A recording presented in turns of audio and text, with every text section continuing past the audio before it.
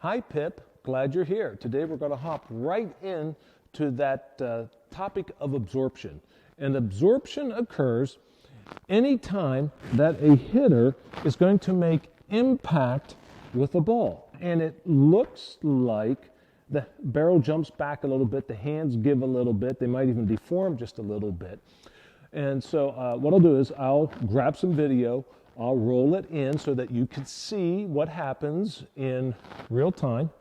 So anyhow, once again, it's one of those traits. And we had talked about this idea that if I could create 100 units of something, of energy, of power, and then I'm using that incorrectly, and I know that, but just for the sake of this discussion, right? So we'll call it that, because a lot of times that's what we're talking about.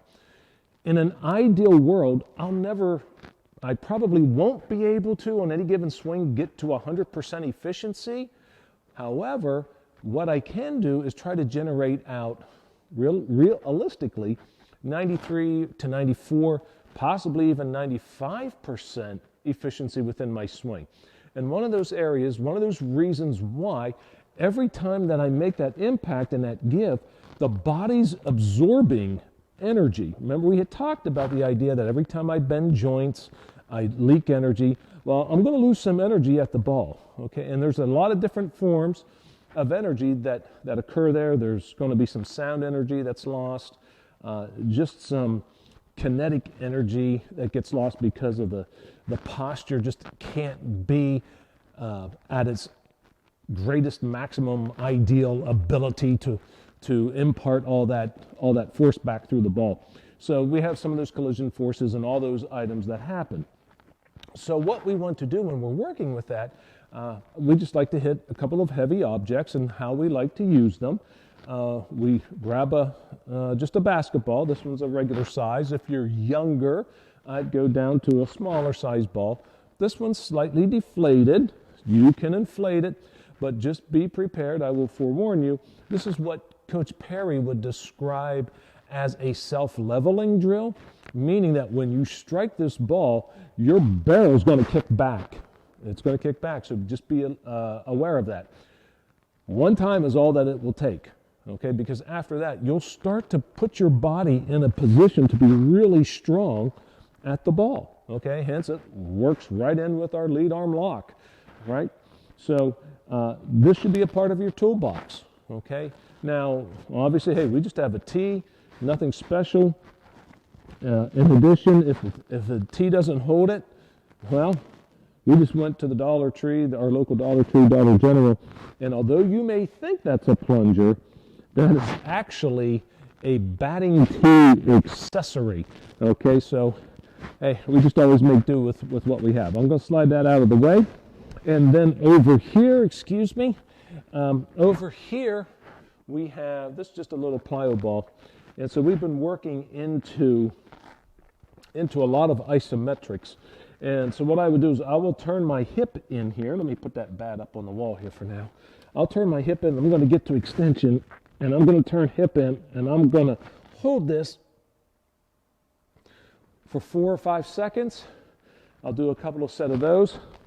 And the baseball gods allow me here.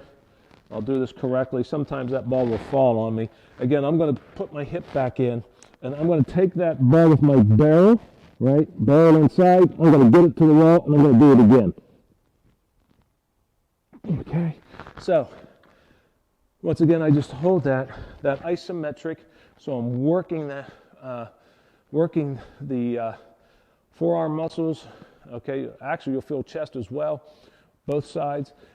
Anyhow, absorption. It's one of those characteristics that we're working on. And so at this moment in time, what we have talked about, we've come out of like our stance where we're talking about first moves, corkscrews, pulling of the punches, right? Creating, pulling slack. So we talked about pulling slack. We've talked about controlling midlines in our moves. Okay, now we're talking about absorption. We talked about moving the middle. Now we're talking about absorption. What I will do is I will just take one mini step back because people will want to know, well, how should I move? What should I use, a leg kick? Should I be in a scissor kick? And so let's take a look at that next time. We'll look at types of movements. And at the end of the day, though, the movement has to fit you, right? It's not something that we want to force on a hitter. Let's let them display what they would like to use. This is a great time to create some very deliberate swings with your hitter. Make sure that they have an idea, we have a target, we have feedback that we're working on, all of that out of that right now drill. And here now is where we want to be quiet, we don't want to be judgmental, we don't want to say it's good, we don't want to say it's bad.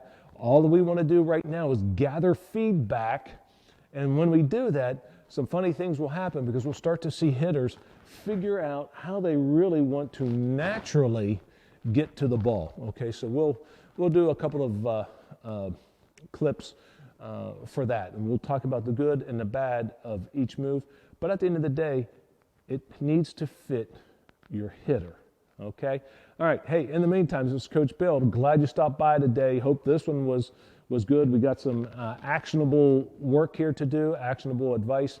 The last thing I will say, when I use the ball here, the basketball, normally what I'll do is we'll take 5 swings, and then what we try to do is put that onto a baseball, right? So we want to make the same movement in baseball. So we'll do 2, maybe 2 there. I'll come back, maybe I do 5 swings.